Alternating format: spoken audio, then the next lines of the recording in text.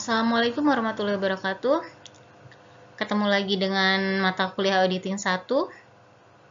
Kali ini kita akan membahas audit laporan keuangan historis dan standar audit. Agenda kita kali ini yang pertama adalah latar belakang, di mana kita akan membahas latar belakang audit laporan keuangan historis. Diawali dengan kita memahami dulu apa hubungan antara akuntansi dan auditing, kemudian dilanjutkan dengan perbedaan keduanya apa, dan kita bahas juga kenapa akhirnya audit diperlukan, dan yang selanjutnya kita lanjutkan dengan topik yang kedua, yaitu standar auditing. Masuk ke topik kita yang pertama, yaitu latar belakang auditing laporan keuangan. Apa hubungan akuntansi dan auditing?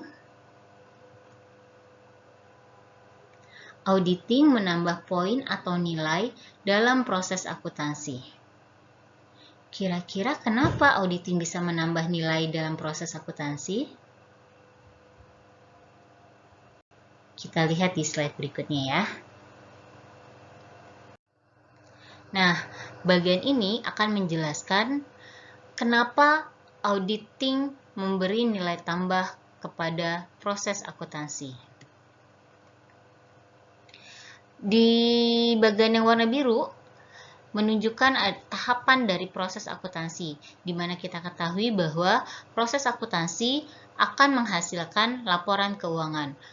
Kemudian, laporan keuangan tersebut akan diaudit oleh auditor untuk diperiksa kesesuaian laporan keuangan dengan standar akuntansi yang berlaku.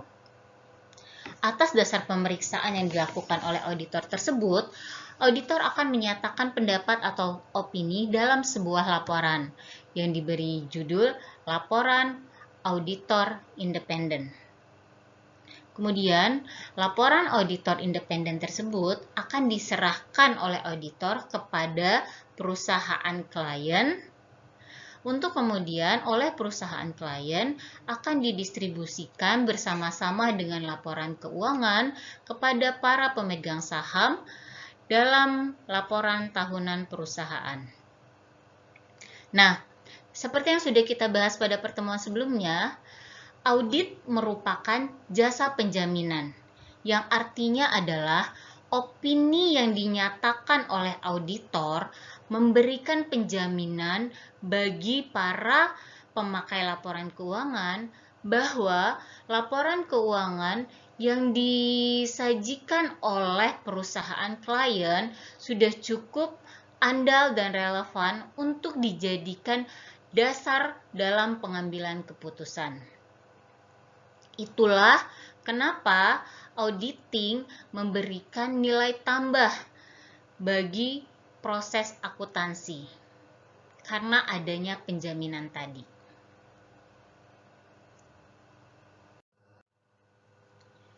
Tadi kita sudah bahas tentang hubungan antara akuntansi dan auditing. Kali ini kita akan membahas perbedaan antara akuntansi dan auditing. Ada 3 perbedaannya. Yang pertama itu adalah standar. Standar akuntansi apa? Standar yang digunakan akuntansi adalah standar akuntansi keuangan yang diterbitkan oleh Ikatan Akuntan Indonesia. Sementara standar yang digunakan oleh audit adalah standar profesional akuntan publik yang diterbitkan oleh Institut Akuntan Publik Indonesia. Saya harap tidak ada yang bingung ya terkait standar ini. Khawatir saya di antara kalian ada yang jadi bingung karena tadi di slide sebelumnya kok Ibu bilang bahwa auditor memeriksa laporan keuangan dibandingkan dengan SAK. Kenapa sekarang di slide ini Ibu bilang bahwa standar yang digunakan audit adalah SPAP? Ada yang bingung seperti itu enggak? Semoga sih tidak ada. Cuman kalau ada yang bingung, saya harap setelah mendengar penjelasan saya, kalian menjadi tidak bingung lagi. Jadi, dalam menjalankan kewajiban profesionalnya sebagai seorang auditor, auditor menggunakan standar profesional akuntan publik. Sementara SAK adalah kriteria yang digunakan oleh auditor untuk memastikan bahwa laporan keuangan yang menjadi objek auditnya telah disajikan secara wajar, bebas dari salah saji material. Paham ya? Jadi, dalam menjalankan jasa profesionalnya, yang digunakan oleh auditor adalah SPAP, tapi untuk memeriksa objek auditnya, terutama untuk audit laporan keuangan, yang digunakan adalah SAK sebagai kriteria dari pengukuran laporan keuangan. Saya harap paham ya? Oke, kalau misalnya memang masih ada yang belum paham, nanti kita bisa lanjutkan di forum diskusi. Kita lanjutkan dulu ya ke perbedaan yang berikutnya. Perbedaan yang kedua adalah pihak yang bertanggung jawab. Siapa pihak yang bertanggung jawab terhadap akuntansi? Yap, manajemen adalah pihak yang bertanggung jawab terkait akuntansi. Sementara pihak yang bertanggung jawab terhadap auditing adalah auditor. Oke, gampang ya yang ini dipahami ya. Perbedaan yang selanjutnya adalah proses. Kira-kira apa perbedaan antara proses akuntansi dan proses auditing? Kita lihat slide selanjutnya aja. Ini adalah perbedaan akuntansi dan auditing dari segi proses. Seperti yang kalian lihat di sini, untuk proses akuntansi itu bentuknya satu arah, diawali dari bukti transaksi sampai akhirnya disusunlah laporan keuangan. Sementara kalau kita lihat di sini, proses auditing bisa dua arah ya. Bisa dari bukti transaksi ke laporan keuangan atau sebaliknya, dari laporan keuangan ke bukti transaksi. Seperti yang kita ketahui bahwa auditing itu adalah memeriksa laporan keuangan berdasarkan bukti-bukti yang dikumpulkan dan dievaluasi. Nah, dalam melakukan pemeriksaan tersebut, auditing bisa melakukan pemeriksaan diawali dari bukti transaksi ke laporan keuangan. Yang contohnya adalah auditor mengambil sampel satu bukti transaksi, kemudian dari bukti transaksi tersebut, auditor akan merunut ke bagaimana pencatatan bukti transaksi tersebut di jurnal umum, apakah sudah dicatat sesuai dengan bukti yang ada, kemudian bagaimana pencatatannya ke buku besar, dan selanjutnya di laporan keuangan. Nah, proses pemeriksaan auditor dari bukti transaksi ke laporan keuangan ini yang namanya tracing. Untuk memastikan bahwa bukti yang ada itu semuanya sudah dicatat di dalam laporan keuangan. Nah, sementara proses yang kedua yang dari laporan keuangan ke bukti transaksi, ini namanya vouching, di mana auditor akan mengambil salah satu beberapa pos di dalam laporan keuangan, kemudian dari pos tersebut dirunut ke bukti transaksinya untuk memastikan bahwa nominal atau pos yang tercatat di dalam laporan keuangan tersebut didukung oleh bukti-bukti yang valid. Itulah kenapa untuk proses auditing bisa dua arah. Bisa dilakukan secara tracing dan juga bisa dilakukan dengan cara vouching. Nah, terkait tracing dan vouching nanti akan kita bahas lagi lebih lanjut di subbab prosedur audit. Untuk terkait sampai sini sudah cukup bisa dipahami ya perbedaan akuntansi dan auditing dari segi prosesnya.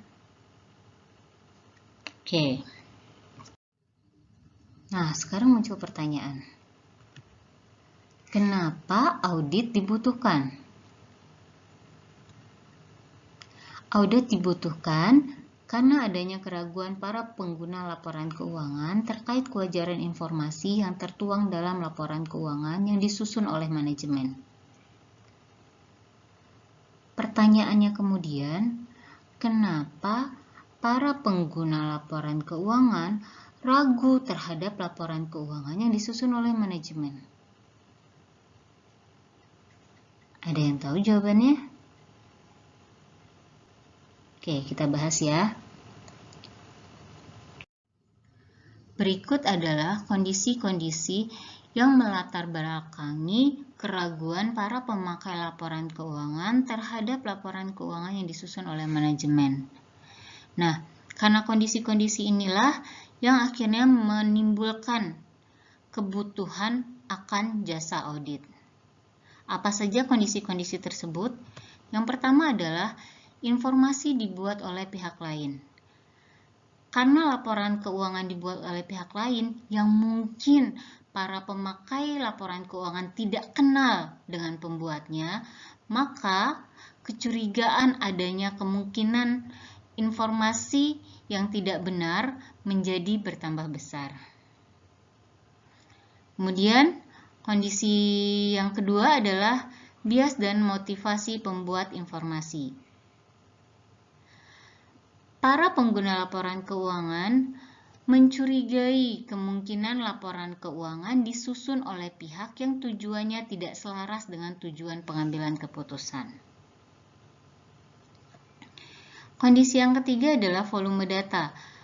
Semakin besar usaha, maka semakin banyak transaksi, yang artinya akan semakin besar kemungkinan adanya kesalahan dalam pencatatan. Kondisi yang terakhir adalah kerumitan transaksi. Semakin kompleks transaksi suatu usaha, maka semakin sulit untuk mencatatnya secara tepat. Kondisi-kondisi inilah yang menyebabkan akhirnya para pemakai laporan keuangan membutuhkan jasa audit yang memberikan penjaminan akan keandalan, kewajaran, dan kesesuaian laporan keuangan yang disusun oleh manajemen. Bagaimana cara mengurangi risiko informasi yang diakibatkan oleh kondisi-kondisi yang sudah kita bahas di slide sebelumnya?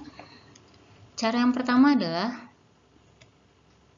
pemakai laporan keuangan melakukan sendiri verifikasi atas informasi keuangan yang disajikan oleh manajemen. Tapi cara ini sangat tidak praktis dan sangat tidak efisien ya. Tidak praktis karena biayanya pasti akan mahal. Kalau pemakai laporan keuangan harus memeriksa masing-masing. Dan sangat tidak efisien dan akan sangat merepotkan dari pihak manajemen kalau setiap ada pemakai laporan keuangan yang datang untuk melakukan pemeriksaan, dia harus menunjukkan bukti-buktinya. Setiap ada yang datang lagi, dia harus menunjukkan bukti-buktinya. Itu jadi sangat tidak efisien. Kemudian masih ada cara yang kedua untuk mengurangi risiko informasi, yaitu pemakai membebankan risiko informasi kepada manajemen. Dalam artian, apabila pemakai laporan keuangan mengalami kerugian, maka pemakai laporan keuangan akan meminta ganti rugi kepada manajemen. Tapi hal ini agak sulit juga karena apabila perusahaannya sudah bangkrut, tidak mungkin perusahaan dapat membayar ganti rugi kepada pemakai laporan keuangan. Nah, ini adalah cara terakhir, disediakan laporan keuangan auditan. Dengan adanya laporan keuangan auditan ini, auditor yang akan menjamin bahwa laporan keuangan yang disajikan oleh manajemen bisa diandalkan dalam pengambilan keputusan. Dan bila nanti ternyata terbukti auditor tidak melaksanakan pekerjaan secara profesional, maka manajemen dan juga pemakai laporan keuangan bisa menuntut auditor atas ketidakprofesionalannya tersebut. Selanjutnya kita akan bahas manfaat ekonomis dari audit. Dengan adanya audit, maka perusahaan dapat masuk ke dalam pasar modal karena untuk bisa listing atau masuk ke dalam pasar modal, perusahaan harus menyediakan laporan keuangan yang telah diaudit. Hal ini sesuai dengan yang disyaratkan oleh undang-undang ya. Kemudian manfaat ekonomis yang kedua adalah biaya modal menjadi lebih rendah. Kenapa bisa biaya modal menjadi lebih rendah? Karena dengan adanya laporan keuangan yang telah diaudit, perusahaan bisa mengajukan pembiayaan atau kredit kepada bank. Karena biasanya bank mensyaratkan laporan keuangan yang telah diaudit untuk bisa memproses pengajuan pembiayaan atau kredit. Manfaat ekonomis yang ketiga adalah mencegah terjadinya kekeliruan dan kecurangan. Biasanya dengan adanya audit, manajemen itu menjadi lebih aware ketika mengetahui bahwa laporan keuangannya akan diaudit oleh auditor independen. Sehingga karena ada muncul rasa aware tersebut, dalam pembukuannya menjadi lebih hati-hati dan bisa memitigasi terjadinya kecurangan yang dilakukan oleh manajemen. Kemudian, manfaat ekonomis yang terakhir adalah perbaikan dalam pengendalian dan operasional. Kenapa audit bisa memberikan manfaat ekonomis berupa perbaikan dan pengendalian dan operasional? Karena prosedur audit yang dilakukan oleh auditor bisa menemukan ketidakefisienan dalam pengendalian internal perusahaan. Nah, ketika teridentifikasi ada yang tidak efisien dalam pengendalian internal perusahaan, maka auditor akan memberi masukan kepada manajemen untuk melakukan perbaikan. Nah, berdasarkan masukan dari auditor, biasanya sih manajemen melakukan perbaikan tersebut. Selain memiliki manfaat, audit juga memiliki keterbatasan-keterbatasan. Keterbatasan pertama adalah keterbatasan yang diakibatkan oleh proses akuntansi, di mana dari proses akuntansi ini nanti akan menghasilkan laporan keuangan. Di mana dalam menyusun laporan keuangan menggunakan standar. Standar yang dijadikan acuan tersebut menyediakan lebih dari satu metode alternatif yang sama-sama dimungkinkan untuk diterapkan pada suatu kejadian atau transaksi tertentu. Contohnya adalah alternatif metode penilaian persediaan, bisa memilih dengan menggunakan FIFO atau average. Metode pencatatan persediaan, bisa memilih menggunakan metode pencatatan perpetual atau periodik. Kemudian keterbatasan berikutnya yang diakibatkan oleh proses akuntansi adalah adanya estimasi akuntansi, di mana estimasi akuntansi ini merupakan sesuatu yang tidak pasti, bahkan auditor pun tidak dapat memastikannya. Oleh karena itu, pengguna laporan keuangan juga harus waspada terhadap hal ini.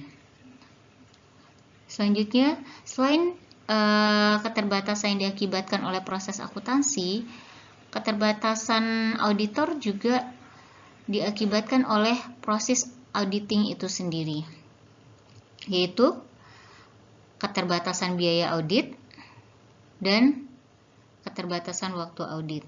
Adanya keterbatasan biaya dan waktu ini mengakibatkan auditor terdorong untuk melakukan pengujian dengan menggunakan materialitas sebagai batasannya.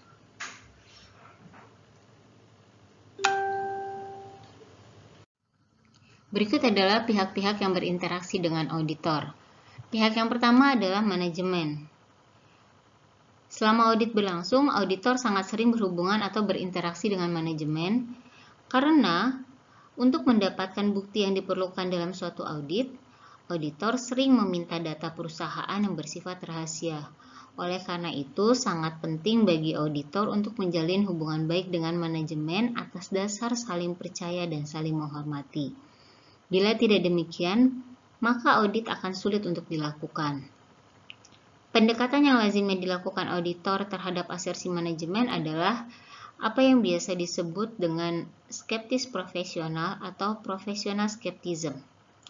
Apa itu professional skepticism? Artinya adalah bahwa auditor tidak bersikap tidak mempercayai asersi manajemen, tetapi juga tidak begitu saja mempercayai atau menerima pernyataan tersebut. Sikap auditor adalah mengakui perlunya penilaian yang objektif atas kondisi yang diselidiki dan bukti yang diperoleh selama audit berlangsung. Pihak selanjutnya yang berinteraksi dengan auditor adalah pihak yang bertanggung jawab atas tata kelola. Standar audit tidak menyebutkan secara eksplisit siapa yang dimaksud dengan pihak yang bertanggung jawab atas tata kelola. Namun, dalam sebagian besar entitas, termasuk entitas yang berada di Indonesia, tata kelola merupakan tanggung jawab bersama suatu badan tata kelola yang disebut Dewan Komisaris. Namun, dalam entitas yang lebih kecil, satu individu mungkin dapat bertanggung jawab atas tata kelola. Sebagai contoh, manajer yang merangkap sekaligus pemilik yang tidak ada pemilik lainnya atau pengawas tunggal. Tapi jika tata kelola adalah tanggung jawab bersama, yang artinya bahwa tata kelola ditanggung bersama oleh Dewan Komisaris, menurut standar audit, komunikasi dengan komite audit itu sudah cukup menjadi elemen kunci komunikasi auditor dengan pihak yang bertanggung jawab atas tata kelola. Jadi bisa kita artikan bahwa untuk pihak yang bertanggung jawab atas tata kelola ini, kalau dia adalah perusahaan yang memiliki Dewan Komisaris dan di dalamnya ada komite audit, maka auditor bisa berkomunikasi dengan komite audit sebagai wakil dari pertanggungjawaban atas tata kelola. Tapi kalau dia ada perusahaan milik perseorangan yang pemiliknya hanya satu orang dan menjabat sekaligus sebagai manajer, maka pihak yang bertanggung jawab atas tata kelola adalah pemilik itu atau manajer. Selanjutnya, pihak yang berinteraksi dengan auditor adalah auditor internal. Akuntan publik biasanya menjalin kerjasama yang erat dengan auditor intern pada perusahaan klien. Akuntan publik juga mempunyai kepentingan langsung terhadap pekerjaan auditor intern yang merupakan bagian dari pelaksanaan struktur pengendalian internal klien. Selain itu, dimungkinkan pula bagi auditor intern untuk memberi bantuan langsung kepada akuntan publik dalam pelaksanaan audit atas laporan keuangan. Pekerjaan auditor intern tidak bisa digunakan sebagai pengganti pekerjaan akuntan publik, melainkan bisa menjadi pelengkap yang berguna bagi akuntan publik. Namun, harus dipertimbangkan beberapa hal berikut. Yang pertama adalah kompetensi auditor internal dan objektivitas auditor internal. Kemudian, menilai kualitas pekerjaan auditor internal. Pihak yang selanjutnya yang berhubungan dengan auditor adalah pemegang saham. Para pemegang saham mengandalkan laporan keuangan yang telah diaudit untuk mendapatkan keyakinan bahwa manajemen telah melaksanakan tanggung jawabnya dengan baik. Oleh karena itu, auditor memiliki tanggung jawab yang penting terhadap pemegang saham sebagai pemakai utama laporan auditor. Selama penugasan audit berlangsung, auditor biasanya tidak berhubungan langsung dengan para pemegang saham karena mereka bukanlah pejabat atau pegawai perusahaan. Namun demikian, auditor akan berhadapan langsung dengan para pemegang saham pada saat perusahaan menyelenggarakan rapat umum pemegang saham atau RUPS. Dan auditor harus menjawab pertanyaan-pertanyaan yang diajukan pemegang saham. Kita masuk ke topik yang berikutnya, yaitu mengenai standar audit. Apa itu standar audit? Standar audit adalah pedoman umum pelaksanaan audit untuk membantu auditor dalam memenuhi tanggung jawab profesionalnya dalam audit laporan keuangan. Standar audit yang berlaku di Indonesia itu diterbitkan oleh Institut Akuntan Publik Indonesia, di mana IAPI dalam menyusun standar audit mengacu pada ISA atau International Standard Audit.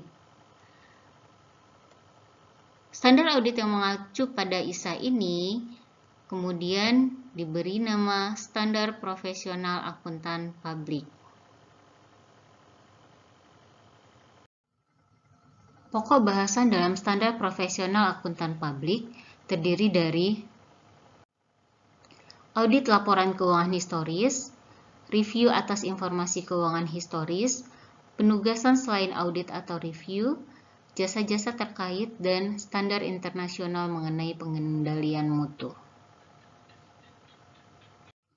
Selanjutnya adalah struktur isi standar profesional akuntan publik. Terdiri dari yang pertama adalah audit informasi keuangan historis dengan standarnya adalah standar audit atau disingkat dengan SA.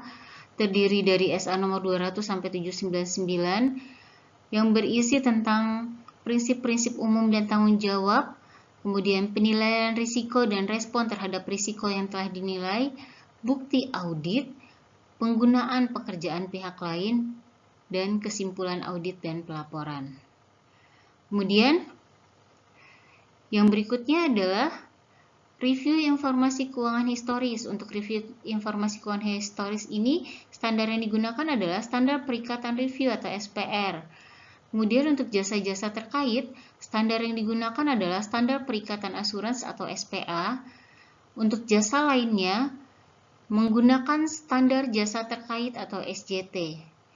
Dan terakhir, struktur dari SPAP adalah membahas tentang pengendalian mutu bagi kantor akuntan publik.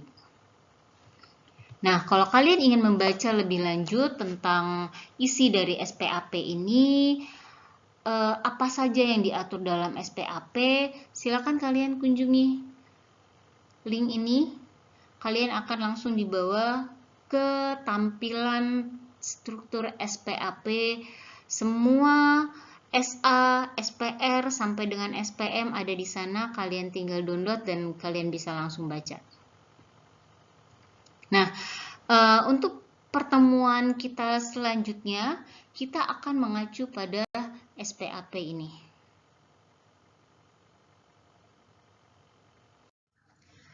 Sekian materi kita terkait audit laporan keuangan historis dan standar audit. Semoga banyak memberikan manfaat bagi kalian. Saya akhiri. Billahi taufiq wal hidayah. Wassalamualaikum warahmatullahi wabarakatuh.